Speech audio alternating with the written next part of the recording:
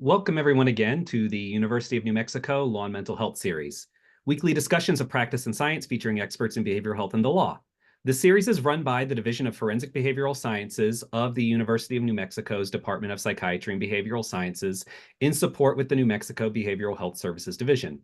I'm Anthony Perillo. I'm the Forensic Psychology Training Director here at the University of New Mexico. For our talk today, if you have any questions for our presenters, make sure you enter those in the Q&A box. You can enter those anytime you feel comfortable, but do know that we hold those until the end, and oftentimes it's not possible for us to get to all of them. If you are pursuing continuing medical education credits, there will be a sign-in sheet that's posted in the chat box shortly.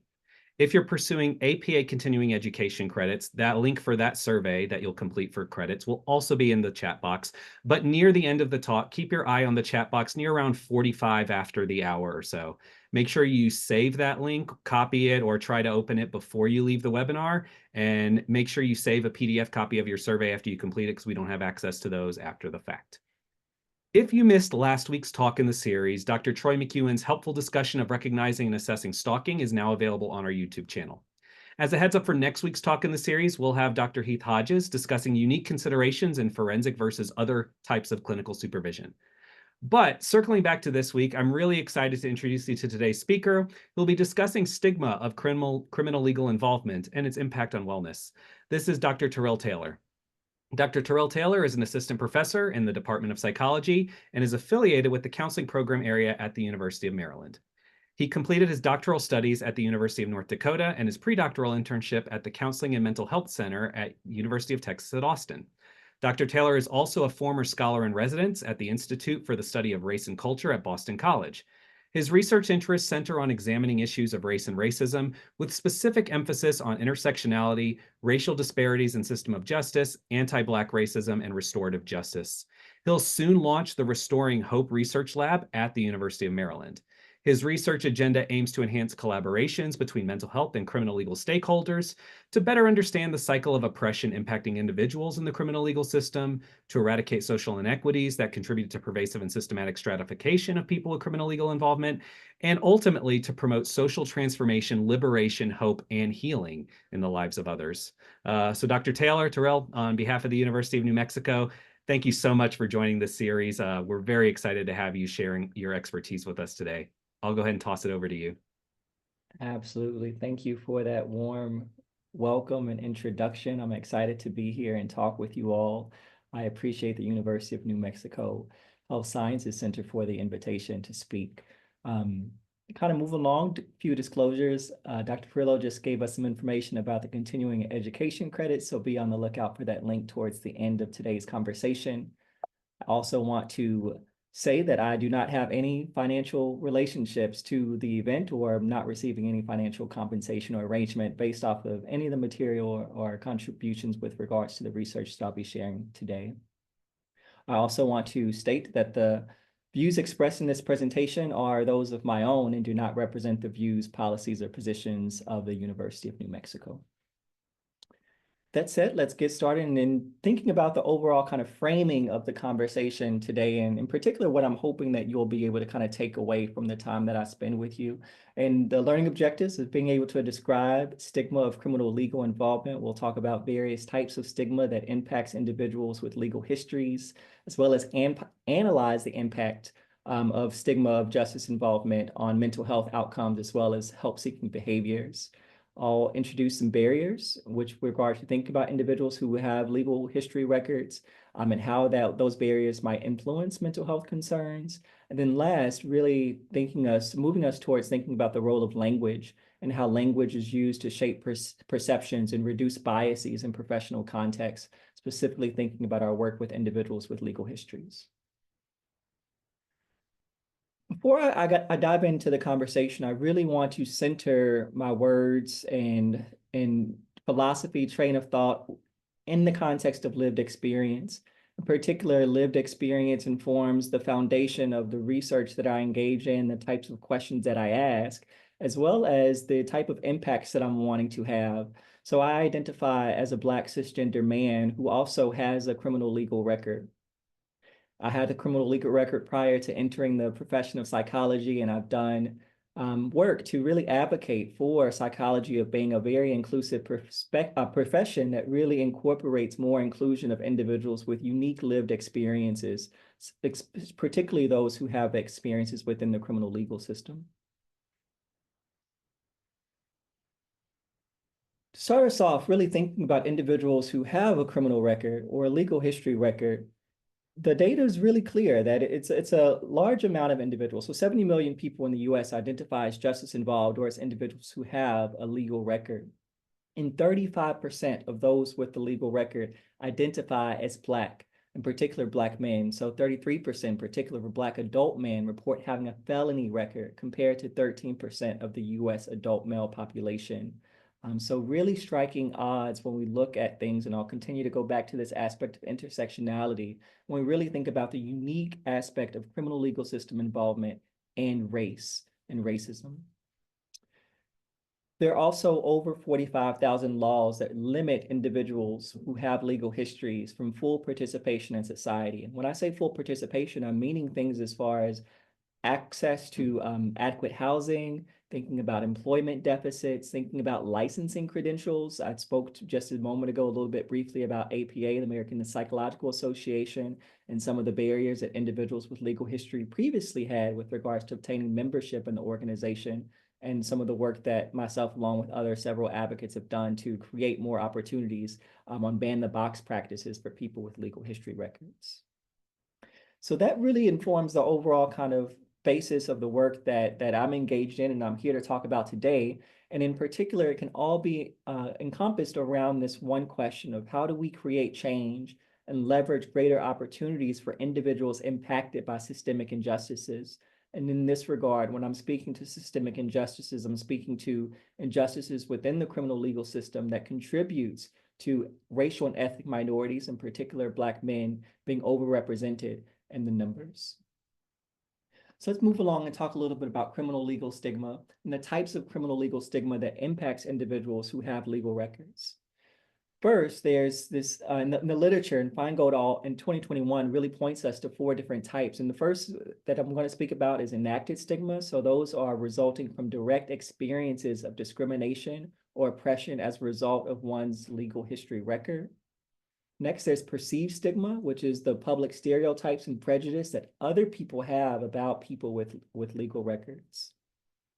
Anticipated stigma, that's this expectation of or this fear of rejection from others because of one's legal record.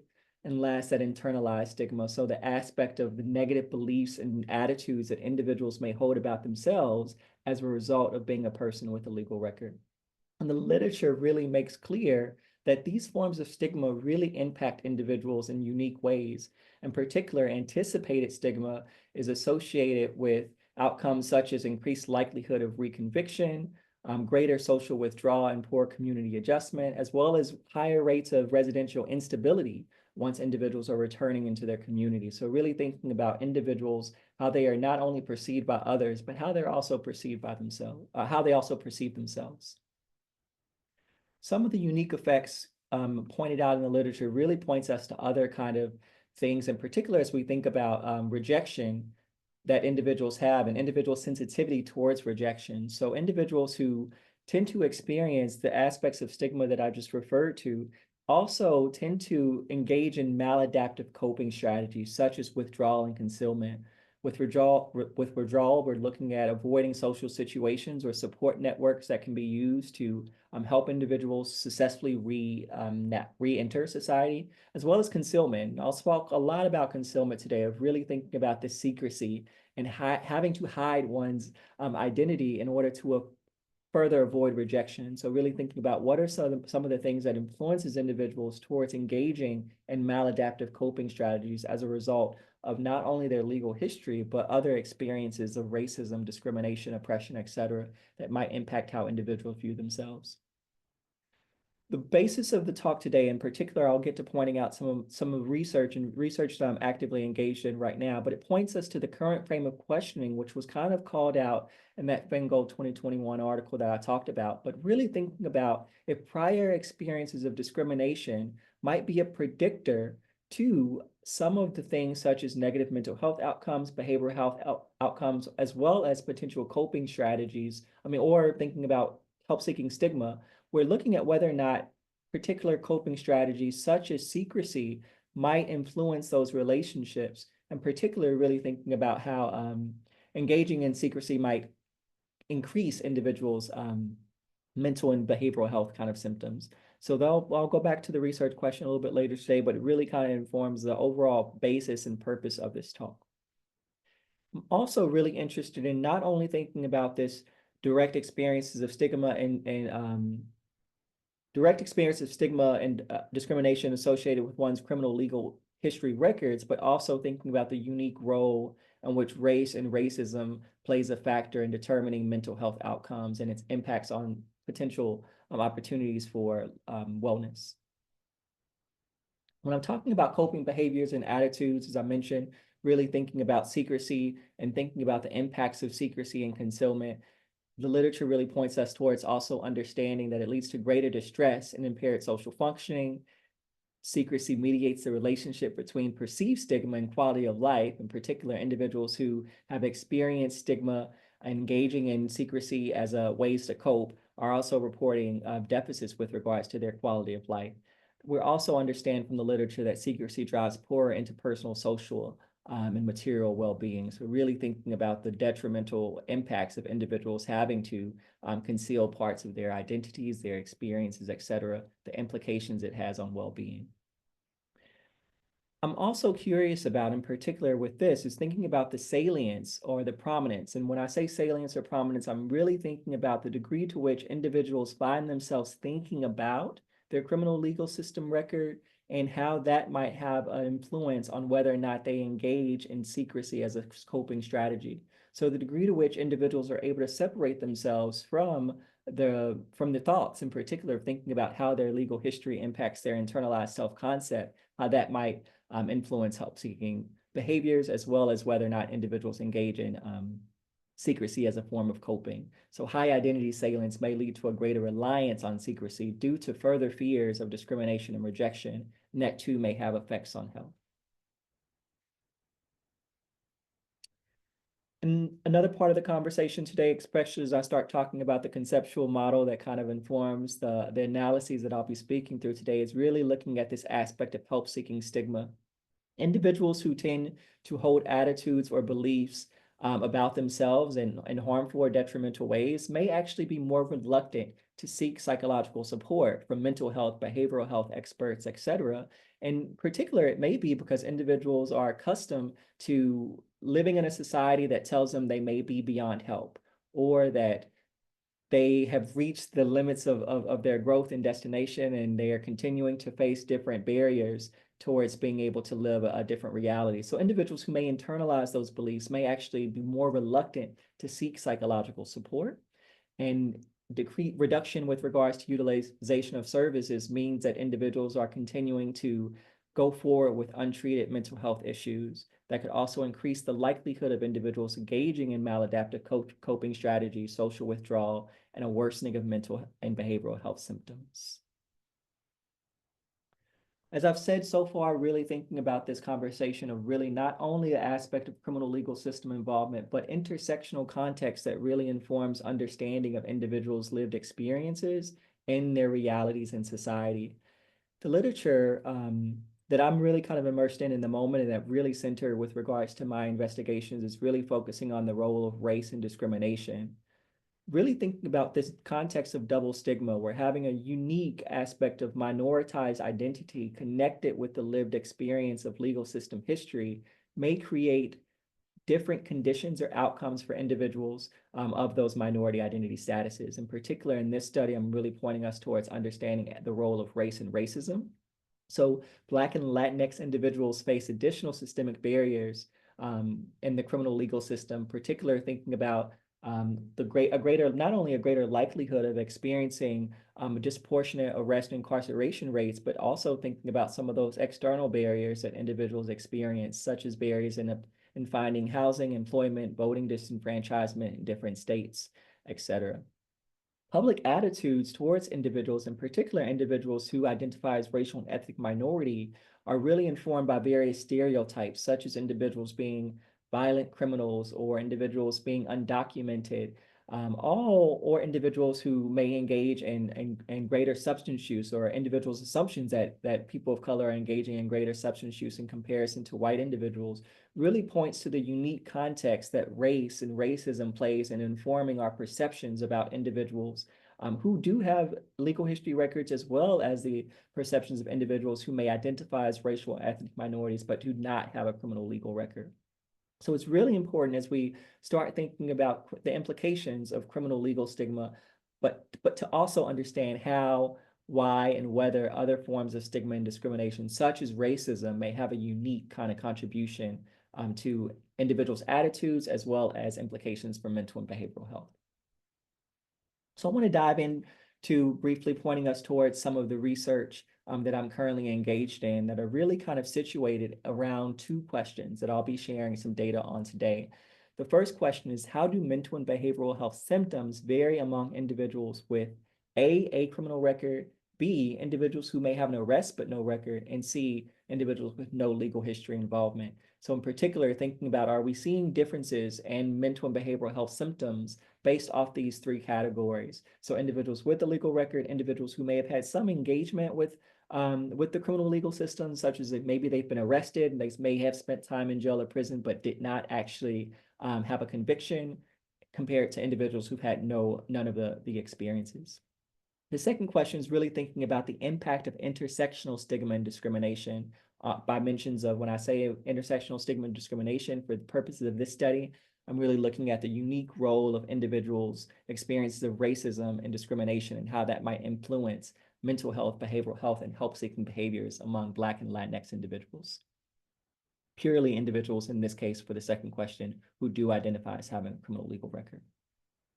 So this study, I engaged individuals who identified as 18 years of age of older, was really specifically focusing on individuals who identify as Black or Latinx, and individuals who reside inside of the United States. Individuals for the study that I'll be speaking on today were really drawn from two samples. I'm actively still inside of the data collection, drawing more participants from the local community here in the Maryland and DC area. But for the participants that I'll speak on today, they were all recruited from Sentiment, which is an online data collection platform.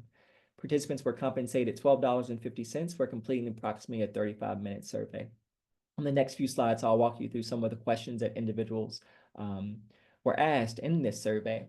So one thing that I was really kind of drawn from in understanding this literature is that there are not many scales that really help us understand the experiences of criminal legal stigma, especially from a intersectional perspective. So that's something that I'm hoping to engage in some of my future research. But for the purposes of this study, I made revisions to the everyday discrimination scale, which is often used to really look at the experiences of individuals, the discrimination experience of individuals on the dimensions of race. So sample questions are, you're treated with less courtesy than other people because you are Black American or Black, for example. And then for the purposes of this study, what I did is after the race, I added with a legal history. So people act as if they're better than you because you are a Black person with a legal history. So really thinking about the intersectional aspect of individuals' race connected with being a person who has a legal history. The next scale that individuals completed was really thinking about the aspect of secrecy as a form of coping, stigma management strategies. Example items was, the best thing for a person convicted of a serious crime is to keep it secret, or if I had a close relative who had been in prison, I would advise them not to tell anyone about it. So really thinking about aspects of anticipated stigma. And then salience. Individuals responded to the degree to which they generally find themselves thinking about being a person with a criminal record, on a scale from almost never towards many times a day. So really thinking about how salient or what's the centrality of this aspect of individuals' identity? How central do they believe that to be with regards to their self-concept? Higher frequency in which individuals are thinking about it leads us to saying that it may be more salient for the individuals. With regards to outcome measures, there were a variety of different measures that individuals completed. So I wanted to point these out here. with regards to being able to contextualize the kind of framework and the analyses. So individuals completed a measure on depression, on anxiety, alcohol use disorders identification test, as well as cannabis use disorder, and then the self-stigma of seeking help scale. So the citations will be there and available for you, and happy to answer any questions about these specific measures towards the end of the talk. To situate ourselves a little bit with regards to the participant sample, as I mentioned, was really focused on the experience of Black and Latina individuals, in particular amongst the three groups of those who identified as justice involved, maybe those who've had an arrest but no record, and those who did not have any type of justice involvement. Overall, we see a majority of the sample who identified as justice involved, because parts of my analyses were only focused on this group in particular. It was about 58% identified as Black Americans, and there was a greater cis man population with regards to 51% of the demographic.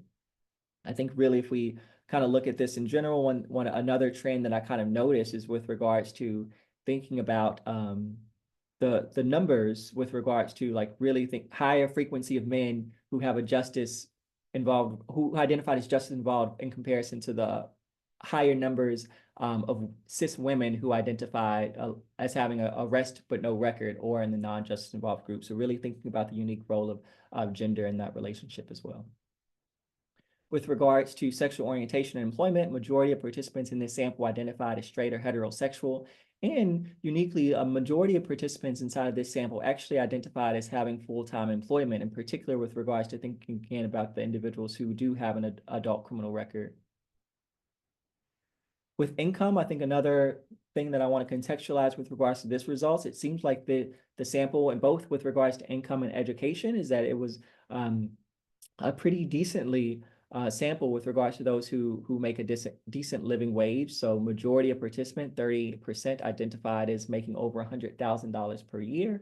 I think that one of the influences in that regard could be the fact that there was an open not prolific sentiment as the recruitment source for online data collection. Majority of participants here also had either a high school diploma or have completed some college.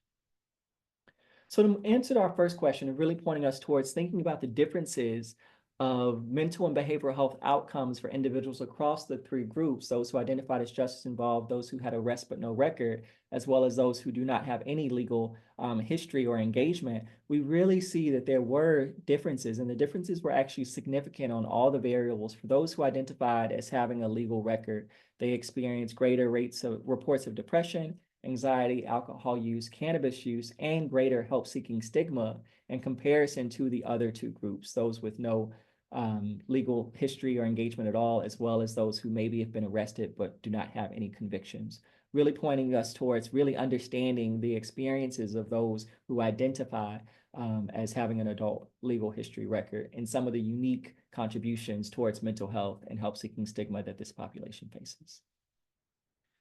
I want to situate you into the next research question, which is really thinking about the role of intersectional stigma on those mental and behavioral health outcomes, and whether or not identity centrality or salience is having an influence in that relationship, as well as secrecy as a coping mechanism. So I wanted to orient you first to this kind of diagram. I'll be talking about the type of enacted stigma, which is from an intersectional perspective, the dimensions of race and criminal legal history involvement, its impacts on the mental and behavioral health outcomes, looking at identity salience as a form of self-stigma, the degree to which individuals internalize the identity and how often they find themselves thinking about their legal history record, and whether or not that has a relationship with secrecy in the mental health outcomes.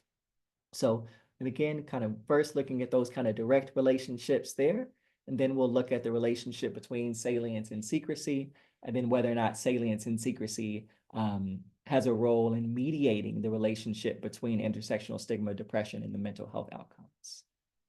So I'll walk you through step by step, because these are going to be a variety of different serial mediation models, really thinking about one mediator, salience, coming prior to whether or not salience leads to or predicts greater secrecy, and whether or not that mediates the full kind of model. So I'll walk you through some of the results that I found across the study. So in particular, there was not a significant relationship with regards to intersectional stigma and intersectional stigma discrimination and identity salience. So individuals who experience greater intersectional stigma or discrimination as a result of their experience of racism and criminal legal system involvement we did not see that it was influencing the degree to which they found themselves thinking about having an adult criminal record. However, there was a significant direct relationship on intersectional stigma and secrecy. So individuals who experience greater intersectional stigma were more likely to engage in secrecy as a form of coping, and a direct relationship on intersectional stigma influencing depression. So individuals who experience greater intersectional stigma were reporting more symptoms of depression.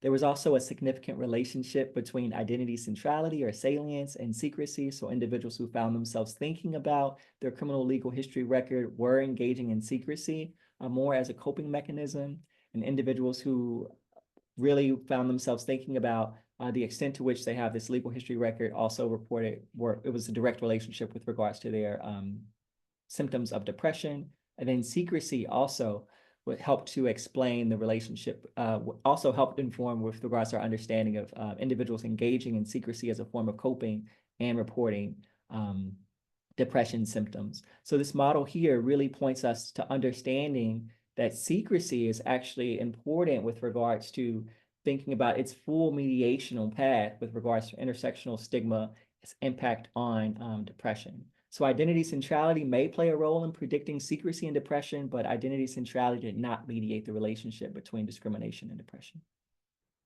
Moving on to anxiety, some of these paths all hold constant because they'll be the same across all models. So I'll focus on only the new paths with regards to the outcome variables of mental and behavioral health. So here we found that intersectional stigma had a significant and direct influence on anxieties. Salience was also significant, and secrecy was also significant. So again, identity centrality directly predicting both secrecy and anxiety, showing its independent contribution to the outcomes. However, it did not significantly mediate the relationship between discrimination and anxiety. Again, secrecy here emerged as a significant pathway between discrimination and anxiety, underscoring the importance of really understanding secrecy as a form of coping. On alcohol use, the relationships also change in some contexts, but really thinking about that, yes, individuals who experience intersectional stigma discrimination were also engaging in greater use of alcohol. In particular, also particularly can think about alcohol as a form of coping. But identity centrality, there was a significant relationship as well. So individuals who found themselves thinking about the extent of their criminal legal history record were engaging in more alcohol use. However, secrecy here was not a significant predictor. So individuals who were using secrecy as a coping mechanism did not report greater alcohol use. So on this one, we're really thinking about the importance of really thinking about identity centrality, how important individuals are thinking about the context of their legal history record and its relationship on alcohol use. And the same was actually true for cannabis use, that there were significant effects with regards to intersectional stigma and identity salience on cannabis use. However, secrecy here also did not have a significant influence and did not significantly mediate the relationship between intersectional stigma and cannabis use. Then last, moving on to help-seeking stigma, really thinking about the relationship between intersectional stigma and help-seeking, we actually found that was not a significant relationship. So individuals who experience greater intersectional stigma as a result of their experiences of racism and criminal legal history involvement were not actually experiencing or reporting stigma towards seeking psychological help. However, we did see that salience, identity salience, and secrecy were significant predictors. So individuals who found themselves thinking about the extent to which they have this legal history record were reporting greater stigma towards seeking psychological help, as well as individuals who are engaging in secrecy as a form of coping were also reporting more stigma towards seeking psychological help. So to bring all of those kind of results together in context of really thinking about the main takeaways from the analysis and the data that I just walked you through there, it's really thinking about secrecy and its central role in linking intersectional stigma and discrimination to mental health outcomes, particularly depression and anxiety, as well as help-seeking stigma, but it's less critical for explaining some of the substance use outcomes, such as alcohol use and cannabis use in this study. Identity salience, again, the extent to which individuals find themselves thinking about their criminal legal history record independently contributes to predicting secrecy and some outcomes, but it did not consistently mediate the effects of intersectional discrimination on those outcome variables. So really pointing us towards thinking about interventions, psychological interventions in particular, that could help address secrecy as a form of coping mechanisms to reduce the mental health burden associated with intersectional discrimination and stigma towards seeking psychological help. So really helping to identify and inform for Black and Latinx individuals alternative coping strategies. I want to point out a few of the limitations of this study before I kind of move us into a few more implications. Before I address those further, I want to just mention that the study obviously is cross-sectional, so cannot establish temporal causal relationships between the variables. And I also want to move us towards the literature of thinking about possible alternative explanations. And I think this is where hopefully our conversation and chat today will kind of really be helpful of thinking about alternative pathways or mechanisms by which that could help explain or contextualize some of the results that I'm discussing today. But discrimination is really, Fingold, again, 2021 really points us to a lot of the possible explanations here that discrimination may contribute to long-term health issues and other mechanisms like chronic stress. So really thinking about not only mental and behavioral health, but other issues that could be playing a role. And we also know that individuals who are experiencing mental health conditions are also not only likely to experience greater discrimination, but they also may be likely to experience greater involvement in the criminal legal system in general. Really, I think that one's really an interesting kind of concept of thinking about, wait, which one comes first? Is it the individuals are experiencing the mental health and that puts them in a greater likelihood of experiencing criminal legal system involvement? And if that were the case, I do still think that it's important that we also then ask ourselves, when individuals are in justice-related systems, how are we providing effective services that helps to kind of mitigate some of the experience that they're having, so that way they aren't engaging in secrecy as a form of coping, as well as being able to have differences with regards to some of the mental and behavioral health outcomes that we're looking at. And then last, prior discrimination experiences might actually be what mediates the relationship between stigma and perceptions and other negative outcomes. So really thinking about not only discrimination from this intersectional lens as a predictor, but also potentially thinking about what may be explaining other kind of pathways. So I think there are various ways in which we can look at the conceptual models. Some of the implications that I'm hoping that individuals will kind of take away from aspects of clinicians, researchers, and other individuals who are engaged in working with individuals impacted are individuals who have legal history records, but really thinking about assessing internalized stigma and developing tailored interventions to mitigate its impact, both on therapeutic relationships. So thinking about building trusting bonds with individuals who have legal records, and thinking about how that might impact some of the outcomes that we're seeing here. For researchers, as I mentioned earlier, there's a lack of tools, research measures that help us to understand this role of stigma, criminal legal stigma in particular, from an intersectional lens. So thinking about issues related to race and racism and other systems of oppression, how those can be developed and assessed in psychological measurement. And then thinking about the role of secrecy and identity salience and reintegration outcomes. So here I really contextualized a lot of the results in understanding mental and behavioral health deficits. And I think there are lots of opportunities available to really think about post-traumatic growth and thinking about resilience, et cetera, that can help individuals really understand alternative pathways and mechanisms that lead individuals toward various kind of different outcomes outside of just the ones that I focused on today. One of my goals is really situated in this aspect of future directions, is really thinking about intersectional stigma and reducing the impact of stigma through the development, creation, and implementation of psychological treatment interventions, and in particular, psychological treatment interventions that are helping move individuals towards not engaging in secrecy as a form of coping mechanisms.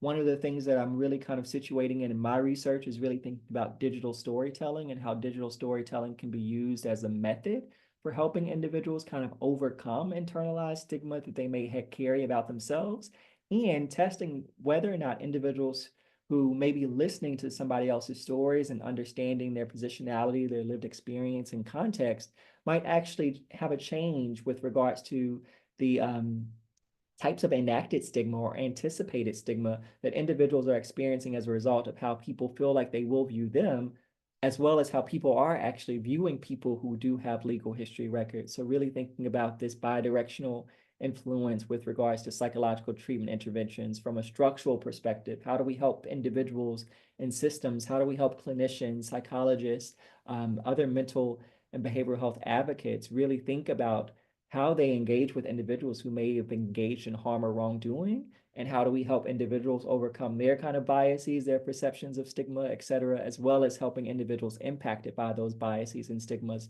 to have alternative frameworks for how they're viewing and understanding themselves.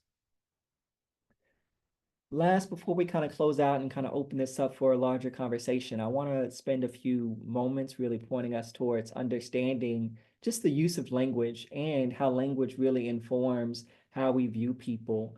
This is a paper that I wrote with colleagues, really thinking about essentialism in the criminal legal system. So here, thinking about essentialism or essentialist views of understanding how we view people on dimensions of identity, context, lived experience. So for example, justice-involved individuals or individuals with legal history records might inherently be viewed as criminal.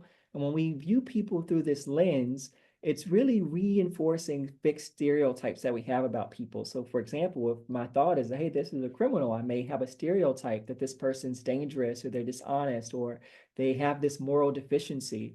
And all of those stereotypes, if we point to, again, looking at the relationships that we found here, are going to result in negative outcomes for individuals of the targeted demographic or group that we're focusing on.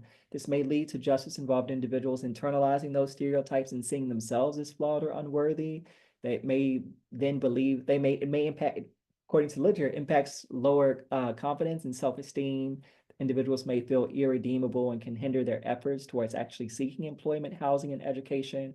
And it may also intensify anxiety, depression, and other mental behavioral health outcomes, as well as contribute to harmful coping mechanisms, such as the ones that I've uncovered inside of the analyses. So really thinking about how we view individuals might also influence then some of the experiences of that individuals have. And we know, again, according to the literature, that individuals who do have criminal legal histories, as well as individuals who've experienced incarceration, do face various societal and structural barriers once they are reintegrating into the community.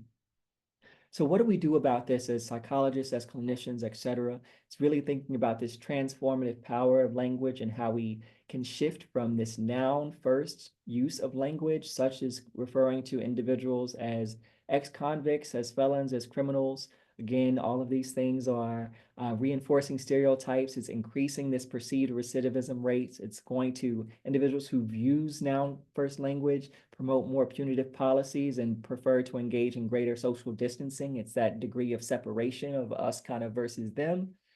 As well as higher association with negative stereotypes, as I kind of just mentioned in the previous slide, viewing individuals who have legal records as dangerous or dishonest. And individuals who use noun first language also tend to not want to be friends or coworkers with individuals who identify as formerly incarcerated, and it reduces their support for reentry programs and policies. So I'm encouraging folks really to kind of think about our use of language, of how we're referring to individuals with lived experience, moving from noun first language to a focus of person first language, where we're really kind of understanding and emphasizing the humanity of individuals over the labels and experiences that they've had in their life. That can help to reduce stigma and biases. So as opposed to ex-convicts, felon, or criminals, it's language such as individuals with a legal record or a person who was formerly incarcerated that not only reduces stigma by focusing on the individual and not the offense, but it also potentially can lead towards individuals having alternative views of themselves, which, as we see here, individuals, if they have greater, if they envision themselves differently, if individuals are treating them differently and they envision themselves differently, then perhaps it could have some positive effects with regards to some of the mental and behavioral health conditions. So really not contextualizing the problem only solely within the individuals, which individuals absolutely still have a degree of responsibility, agency, and control.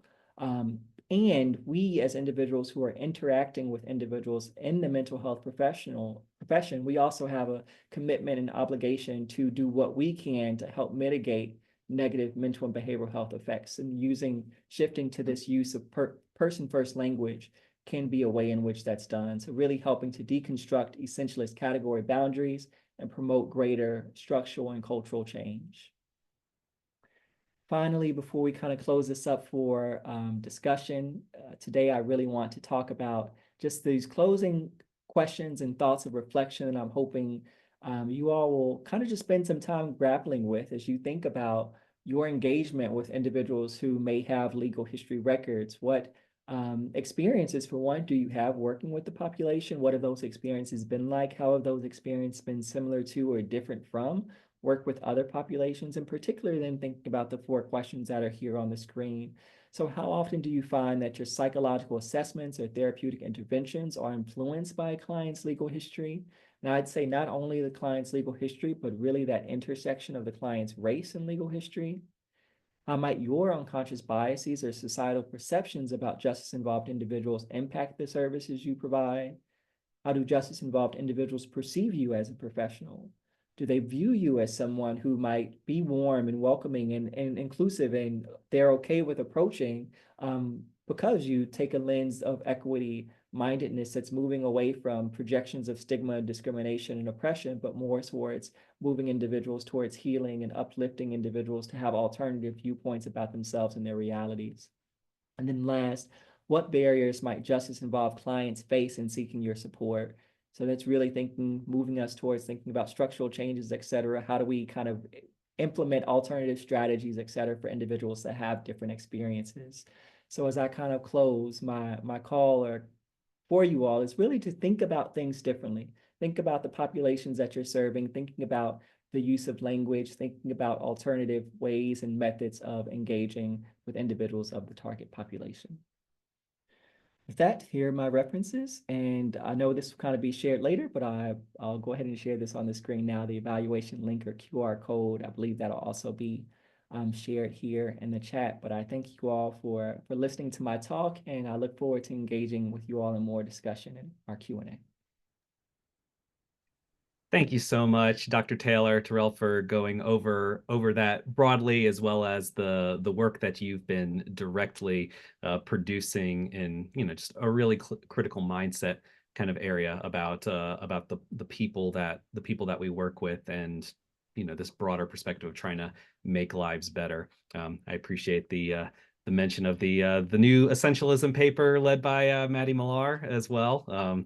That's of course a dear project here. So Terrill has put up the QR code here. As a heads up, we will be cutting this webinar before the top of the hour. Dr. Taylor has a class to teach, work to do, of course. So we do have about 10 minutes that we can do questions. You can enter them in the Q&A box, any that you like. In the meantime, the QR code is up there, and shortly in the chat box will be a direct link to do the CEU survey for those that are looking for APA CEU credits in particular.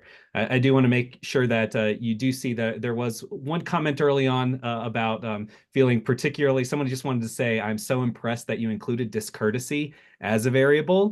This person says they've long been convinced that discourtesy is strongly related to violent crime in America, and good on you for including it, that they often see this not really considered. Another question is, do you see any difference in how to use these findings therapeutically when working with people before versus after incarceration, basically pre-release versus reentry focused interventions, how there might be differences in applying these findings?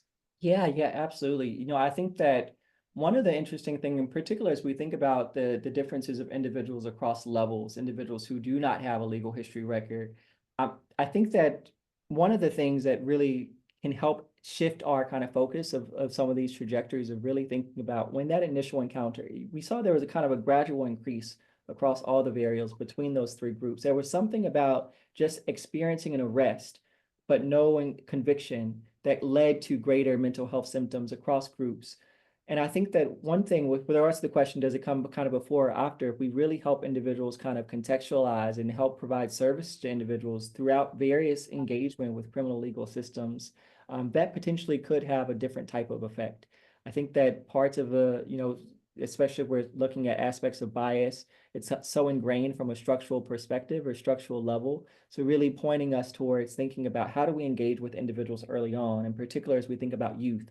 catching youth before engagement in the criminal legal system, et cetera, really conceptualize and formulate positive identities about themselves, et cetera, could potentially help to buffer some of those negative effects that we see later on. Wonderful. Thank you for that. Somebody asked if you know of anything in the works which could develop a comparison of people who are less quote unquote successful than those that are relatively successful in terms of like education, income, stuff like that. The person adds, this seems like a sample which is parallel to the old clinical issue of psychotreatment helps people the most who need it the least. That is, we may still be leaving the most impaired or the people that most need services behind.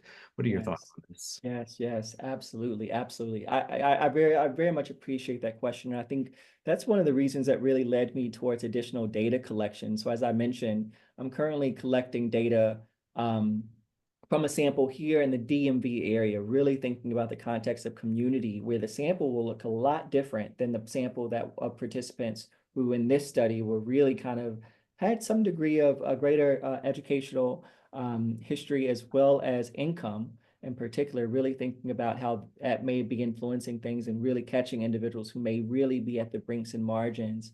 Um, and you could remind me, Anthony, with the first part of that question, because there was something I was going to go to there, it kind of slipped my mind. Um, Talking about if there have been comparisons or anything in the works that could develop a comparison of people Got it. Yeah. of Can you give different me some levels sense? of success. Yeah, absolutely. That's something that, again, kind of pointing it to my own lived experience and positionality of, being someone who's been involved in the criminal legal system and who's now navigated this kind of successful pathway into being in academia. I critically think about the role of power and privilege and various opportunities of really being connected with social supports and networks that really helps to help individuals to increase their possible selves. I'm thinking about the theory of possible selves in another study that I'm focusing on. We're having access to adequate role models and peer supports where of individuals specifically who identify similarly as you. So you could have you could have a role model, or you could have someone in your life, but if that person does not always identify or doesn't identify as a person who's also experienced similar legal system involvement, do you really think the possibility for you to do that is the same or different? And how do you help guide individuals through that? So I think there are lots of opportunities for us as psychologists to really help people in developing reentry programs, increasing more pathways in psychology for individuals who do have legal history backgrounds, et cetera, to serve as a bridge towards helping other individuals who are in similar circumstances imagine new possibilities for themselves. Wonderful. Going to that language issue, somebody had a question about the issue of not using noun first language might get some pushback, for example, from the AA community where secrecy is targeted as a problem, as in your data, but owning the label is, in that perspective, a critical aspect of change through taking responsibility. What are your thoughts on this? Yeah, yeah, absolutely. I think that's a great consideration, and I think that depending on the community and context of how the language is situated, results in a different type of experience. And I do think, as it relates to the criminal legal system, the pervasiveness of oppression that's connected. So, for example, what I'm really pointing to is really thinking about is we have laws that protect individuals of various classes on dimensions of ability status, race, sexual orientation, et cetera. Lots of protections as we think about various laws and policies, et cetera. But individuals who have criminal legal history records are not included in that, right? So that the basis of discrimination really influences our use of language and our understanding of how use of language has implications for some groups differently than others. And for that reason, I think it's even more important that we shift towards the use of person first language in this unique kind of context because the populations really differ. So really being mindful of that difference is really critical. Sure. If you don't mind me, Terrill, removing the wall of some, other side professional discussions we've had, like this just reminds me of our ongoing dialogue during the essentialism paper when we were starting to have some discussion and juggle about certain language that we were using in a paper about language. And a lot of this zoomed out into specific contexts of people in those populations and how do they refer to themselves, why do they refer to themselves this way, and using the language that resonates with the people with those lived experiences. Absolutely. Yes, absolutely. Yeah. Related to that, somebody said, I appreciate your emphasis on the importance of language. They personally grapple with the use of justice involved as a descriptor, since we know many folks do not experience justice in our system. What are your Yeah. thoughts on that? Yes, absolutely. I love the thought, and I also struggle with the thought. So I welcome any other possible um, words or phrases that individuals inside the audience might use. For me, I think that it moves us towards the right direction, and being very critical of that I don't think that we're at an end point. And I absolutely agree with this aspect of oftentimes the justices that we desire are not the justices that we actually find as it relates to the criminal legal system. So I do think that for me, it's the words, it's the phrases that has landed the best or that I've seen most represented inside of the literature. So I've adopted accordingly. And I do think there's lots of opportunity for growth and movement of really thinking about alternative ways of looking at the criminal legal system, referring to people from a person first perspective, while also still accurately representing, the groups and populations and targets that we're referring to. Mm. Somebody asked about with your studies if you've assessed for spirituality or religiosity in these groups. They add, I wonder how religion also impacts help seeking, especially in marginalized communities who historically have hold to strong religious beliefs. Yeah, absolutely. So I have not looked at I do have the data, and I appreciate the suggestion and thoughts there. I've not looked at the role of religion and spirituality and how it has an influence. And potentially it's something that I can control for, as well as thinking about, aspects of religious coping in particular as another potential pathways that might mediate the relationships. Yeah. Someone said they were curious of your thoughts on why secrecy might not have been a significant direct pathway for alcohol and cannabis use compared to other outcomes examined. Yeah, yeah. I do think that secrecy potentially, especially as we looked at the relationships there, I do think that secrecy could be a significant or could be, just a direct pathway in its own. And the reason why I really kind of situated the focus on looking at secrecy as a mediator is really thinking about aspect of coping. Oftentimes, individuals who are experiencing adverse kind of experiences, et cetera, is related to racism, stigma, et cetera. Um, how do you cope with that? Individuals may feel more pressure towards concealing, which points us towards the secrecy as an aspect that may buffer a negative effect on mental and behavioral health, as we saw with most of the variables in the study. All right. And then just one final question, because I know we are short on time here. Somebody said they're wondering, again, thank you for sharing your expertise. They're wondering if your research highlights how the intersectionality of race influences the perception of mental health and subsequent diagnosis in clinical and forensic settings. Yeah, that's a great question. So a lot of my work is really situated around intersectionality, not just intersectionality on the aspects of race and racism, but other thinking about other systems of oppression, individuals of other marginalized identities, such as LGBTQ individuals, and unique intersections there. And thinking about, so not only the aspects of mental health that we talked about today, but really a lot of my work also situates around post-traumatic growth, psychological resilience, hope and liberation psychology perspectives and principles.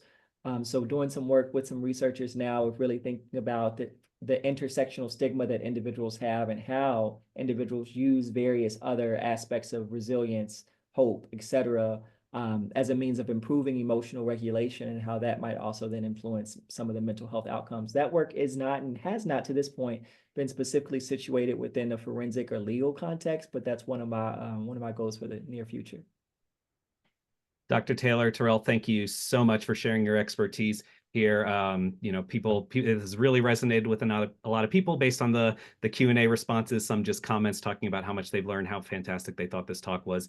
Thank you for sharing your expertise here with us and all the work that you're doing in this area. Best of luck setting up everything there as you go forward at Maryland. Yes, yes, absolutely. Thank you all. All right, and that wraps up this week's Law and Mental Health series. As a heads up, next week we have Dr. Heath Hodges, who'll be discussing unique considerations in forensic versus other clinical supervision. We hope to see you then for another great discussion of issues in behavioral health and the law. Until next time.